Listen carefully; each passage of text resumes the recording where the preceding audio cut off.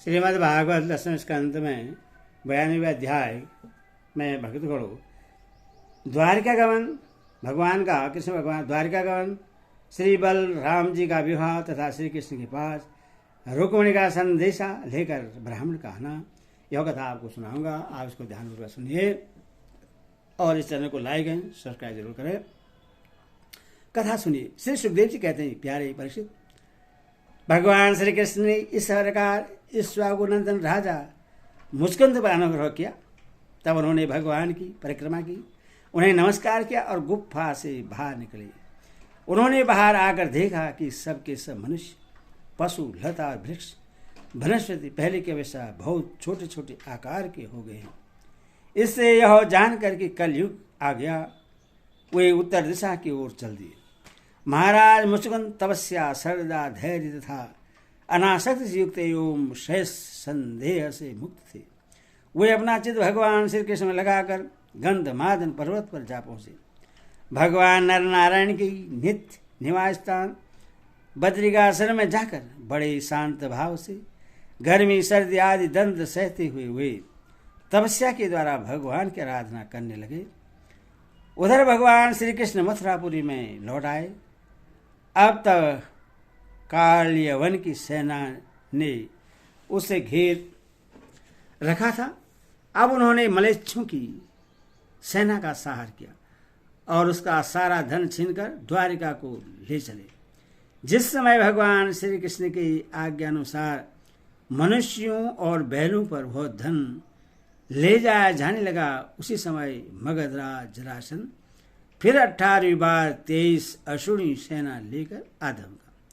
परीक्षित, शत्रु सेना का प्रबल वेग देखकर भगवान श्री कृष्ण और बलराम मनुष्य की सी लीला करते हुए उसके सामने से बड़ी फुर्ती के साथ भाग निकले।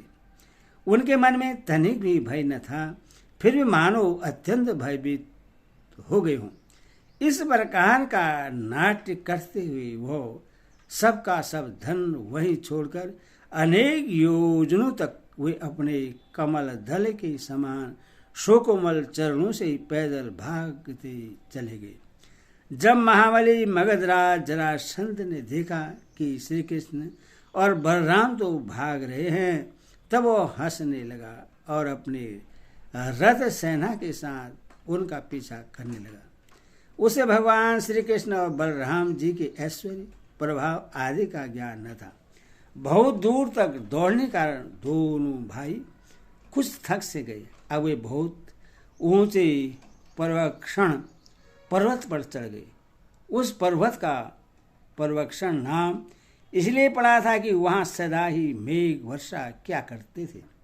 परीक्षित, जब जरासंध ने देखा कि वे दोनों पहाड़ में छिप गए और बहुत ढूंढने पर भी पता न चला, तब उसने ईंधन से भरे हुए पर्वक्षण पर्वत को चारों ओर आग लगवाकर उससे जला दिया। जब भगवान ने देखा कि पर्वत के छोर जलने लगे हैं, तब दोनों भाई जरासंध की सेना के घेरे को लागते हुए बड़े वेग से उस 11 योजन 44 कोस ऊंचे पर्वत से एकदम नीचे धरती पर कूद आए। राजन, उन्हें जरासंध ने अथवा उसके किसी सैनिक ने देखा नहीं और वे दोनों भाई वहां से चलकर फिर अपनी समुद्र से घिरी हुई द्वारिकापुरी में चले आए। जरासंध ने झूठ मूठ ऐसा मान लिया कि श्री कृष्ण बलराम तो जल गए और फिर वह अपनी बहुत बड़ी सेना लौटाकर मगध देश को चला गया। यह बात मैं तुमसे पहले ही 9वें स्कंद में कह चुका हूं कि आंध्र देश के राजा श्रीमान रेवती ने अपनी रेवती नाम की कन्या ब्रह्मा जी की प्रेरणा से बलराम जी के साथ ब्याह दी। प्रसिद्ध, भगवान श्री कृष्ण भी स्वयंवर में आए हुए शिशुपाल और उसके पक्षपाती साल आदि नरपतियों को बलपूर्वक हराकर सबके देते थे जो गरुड़ सुधा का हरण किया था, वैसे ही विदर्भ देश की राजकुमारी रुक्मिणी को हर लाए और उनसे विवाह कर लिया। रुक्मिणी जी राजा भीष्मक की कन्या और स्वयं भगवती लक्ष्मी जी का अवतार थी। राजा परीक्षित ने पूछा, भगवान, हमने सुना है कि भगवान श्री कृष्ण ने भीष्मक नंदिनी परम सुंदरी रुक्मणी देवी को बलपूर्वक हरण करके राक्षस विधि से उनके साथ विवाह किया था। महाराज, अब मैं यह सुनना चाहता हूं कि परम तेजस्वी भगवान श्री कृष्ण ने जरासंध, शाल आदि नरपति को जीतकर किस प्रकार रुक्मणी का हरण किया। ब्रह्मश्री, भगवान श्री कृष्ण की लीलाओं के संबंध में क्या कहना है? वे स्वयं तो पवित्र हैं ही, सारे जगत का मल धो भाकर उससे भी पवित्र कर देने वाली है। उनमें ऐसी लोकोत्तर माधुरी है जिसे दिन रात सेवन करते रहने पर भी नित्य नया नया रस मिलता रहता है। भला ऐसा कौन रसिक, कौन मनोज्ञ है जो उन्हें सुनकर तृप्त न हो जाए। श्री सुखदेव जी कहते हैं, परीक्षित महाराज,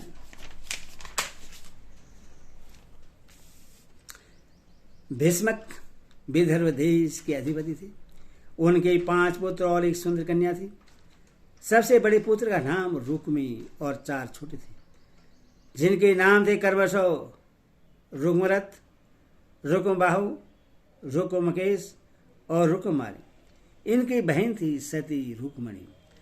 जब उसने भगवान श्री कृष्ण के सौंदर्य, पराक्रम, गुण और वैभव की प्रशंसा सुनी, जो उसके महल में आने वाले अतिथि प्रायो गाया ही करते थे, तब उसने यही निश्चय किया कि भगवान श्री कृष्ण मेरे अनुरूप पति हैं। भगवान श्री कृष्ण भी समझते थे कि रुक्मणी में बड़े सुंदर सुंदर लक्षण हैं। वह परम बुद्धिमती है, उदारता, सौंदर्य, शील स्वभाव और गुणों में भी अद्वितीय है। इसलिए रुक्मणी ही मेरे अनुरूप पत्नी है। अतः भगवान ने रुक्मणी जी से विवाह करने का निश्चय किया। रुक्मणी जी के ही भाई बंधु भी चाहते थे कि हमारी बहन का विवाह श्री कृष्ण से ही हो, परंतु रुक्मी श्री कृष्ण से बड़ा द्वेष रखता था। उसने उन्हें विवाह करने से रोक दिया और शिशुपाल को ही अपनी बहन के योग्य वर समझा। जब परम सुंदरी रुक्मणी को यह मालूम हुआ कि मेरा बड़ा भाई रुक्मी शिशुपाल के साथ मेरा विवाह करना चाहता है, तब वे उदास हो गई। उन्होंने बहुत कुछ सोच समझकर एक विश्वास पात्र ब्राह्मण को तुरंत श्री कृष्ण के पास भेजा। जब वे ब्राह्मण देवता द्वारिकापुरी में पहुंचे, तब द्वारपाल उन्हें राजमहल के भीतर ले गए। वहां जाकर ब्राह्मण देवता ने देखा कि आदि पुरुष भगवान श्री कृष्ण सोने के सिंहासन पर विराजमान हैं। ब्राह्मणों के परम भक्त भगवान श्री कृष्ण उन ब्राह्मण देवता को देखते ही अपने आसन से नीचे उतर गए और उन्हें अपने आसन पर बैठाकर वैसी पूजा की जैसे देवता लोग उनकी भगवान की किया करते हैं। आदर सत्कार कुशल प्रश्न के अंतर जब ब्राह्मण देवता खा पी चुके, आराम विश्राम कर चुके, तब संतों के परम आश्रय भगवान श्री कृष्ण उनके पास गए और अपने कोमल हाथों से उनके पैर सहलाते हुए बड़े शांत भाव से पूछने लगे, ब्राह्मण शिरोमणि, आपका चित्त तो सदा सर्वदा संतुष्ट रहता है ना? आपको अपने पूर्व पुरुषों के द्वारा स्वीकृत धर्म का पालन करने में कोई कठिनाई तो नहीं होती? ब्राह्मण यदि जो कुछ मिल जाए उसी में संतुष्ट रहे और अपने धर्म का पालन करे, उससे च्युत न हो, तो वह संतोषी उसकी सारी कामनाएं पूर्ण कर देता है। यदि इंद्र का पद पाकर भी किसी को संतोष न हो, तो उससे सुख के लिए एक लोक से दूसरे लोक में बार बार भटकना पड़ेगा। वह कहीं भी शांति से बैठ नहीं सकेगा। परंतु जिसके पास तनिक भी संग्रह परिग्रह नहीं है और जो उसी अवस्था में संतुष्ट है, वह सब प्रकार से संताप रहित होकर सुख की नींद सोता है। जो स्वयं प्राप्त हुई वस्तुओं से संतोष कर लेते हैं, जिनका स्वभाव बड़ा ही मधुर है और जो समस्त प्राणियों के परम हितैषी, अहंकार रहित और शांत हैं, उन ब्राह्मणों को मैं सदा सिर झुकाकर नमस्कार करता हूँ।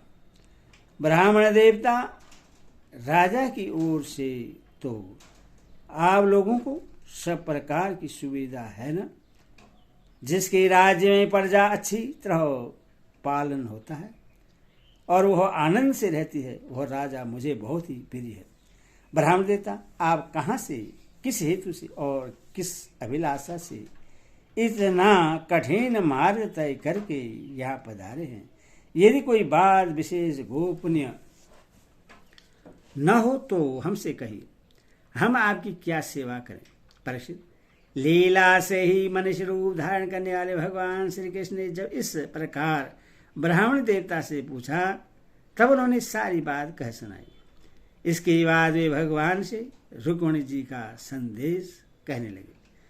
रुक्मिणी जी ने कहा है, त्रिभुवन सुंदर, आपके गुणों को जो सुनने वालों के कानों के रास्ते हृदय में प्रवेश करके एक एक अंग के ताप जन्म जन्म की जलन बुझा देते हैं, तथा अपने रूप सौंदर्य को जो नेत्र वाले जीवों के नेत्रों के लिए धर्म अर्थ काम मोक्ष चारों पुरुषार्थों के फल एवं स्वार्थ परमार्थ सब कुछ है, स्वर्ण करके प्यारे अच्युत ऐसा चिद लज्जा सर्व सब कुछ छोड़कर आप में ही प्रवेश कर रहा है। प्रेम स्वरूप श्याम सुंदर चाहे जिस दृष्टि से देखे, कुल शील और स्वभाव सौंदर्य विद्या अविद्या धन धाम सभी में आप अद्वितीय हैं, अपने ही समान है। मनुष्य लोक में जितने भी प्राणी हैं सबका मन आपको देखकर शांति का अनुभव करता है, आनंदित होता है। वह पुरुष भूषण आप ही बतलाइए, ऐसी कौन सी कुलवती महागुणवती और धैर्यवती कन्या होगी जो विवाह के योग के समय आने पर आपको ही पति के रूप में वर्ण न करेगी। इसीलिए प्रियतम, मैंने आपको पति रूप से वर्ण किया है। मैं आपको आत्मसमर्पण कर चुकी हूँ। आप अंतर्यामी हैं, मेरे हृदय की बात आपसे छिपी नहीं है। आप यहाँ पधार कर मुझे अपनी पत्नी के रूप में स्वीकार कीजिए। कमल नयन प्राणबल, मैं आप सभी के वीरों को संपृक्त हो चुकी हूँ, आपकी हूँ। अब जैसे सिंह का भाग सियार छू जाए, वैसे कहीं शिशुपाल निकट से आकर मेरा स्पर्श न कर जाए। यदि जन्म जन्म में पूर्त कुआ बावली तथा आदि खुदवाया, इष्ट यज्ञादि करना, दान नियम व्रत तथा देवता ब्राह्मण और गुरु आदि की पूजा के द्वारा भगवान परमेश्वर की ही आराधना की हो और वे मुझ पर प्रश्न हो, तो भगवान श्री कृष्ण आकर मेरा पाणी ग्रहण करें। शिशुपाल अथवा दूसरा कोई पुरुष मेरा स्पर्श न कर सके। पर हो आप अजीत हैं, जिस दिन मेरा विवाह होने वाला हो उसके एक दिन पहले आप हमारी राजधानी में गुप्त रूप से आ जाइए और फिर बड़े बड़े सेनापतियों के साथ शिशुपाल तथा जरासंध की सेनाओं को मत डालिए, तहस नहस कर दीजिए और बलपूर्वक राक्षस विधि से वीरता का मूल्य देकर मेरा पाणी ग्रहण कीजिए। यदि आप यह सोचते हो कि तुम तो अंतपुर में भीतर के जनाने महलों में पहरे के अंदर रहती हो, तुम्हारे भाई बंधुओं को मारे बिना मैं तुम्हें कैसे ले जा सकता हूँ, तो इसका उपाय मैं आपको बतला देती हूँ। हमारे कुल का ऐसा नियम है कि विवाह के पहले दिन कुल देवी का दर्शन करने के लिए एक बहुत बड़ी यात्रा होती है। जुलूस निकलता है जिसमें विवाही जाने वाली कन्या को दुल्हन को नगर के बाहर गिरिजा देवी के मंदिर में जाना पड़ता है। कमल नयन उमापति भगवान शंकर के समान बड़े बड़े महापुरुष भी आत्मशुद्धि के लिए आपके चरण कमलों की धूल से स्नान करना चाहते हैं। यदि मैं आपका वह प्रसाद, आपकी वह चरण धूल नहीं प्राप्त कर सकी तो व्रत द्वारा शरीर को सुखाकर प्राण छोड़ दूंगी, चाहे उसके लिए सैकड़ों जन्म क्यों न लेने पड़े। कभी न कभी तो आपका वह प्रसाद अवश्य मिलेगा। ब्रह्मण देवता ने कहा, यदुवन शिरोमणि, यही रुक्मणी ने अत्यंत गोपनीय संदेश है जिन्हें लेकर मैं आपके पास आया हूँ। इसके संबंध में जो कुछ करना हो विचार कर लीजिए और तुरंत ही उसके अनुसार कार्य कीजिए। हरि ओम तत्सत, हरि ओम तत्सत। कृष्ण भगवान की जय।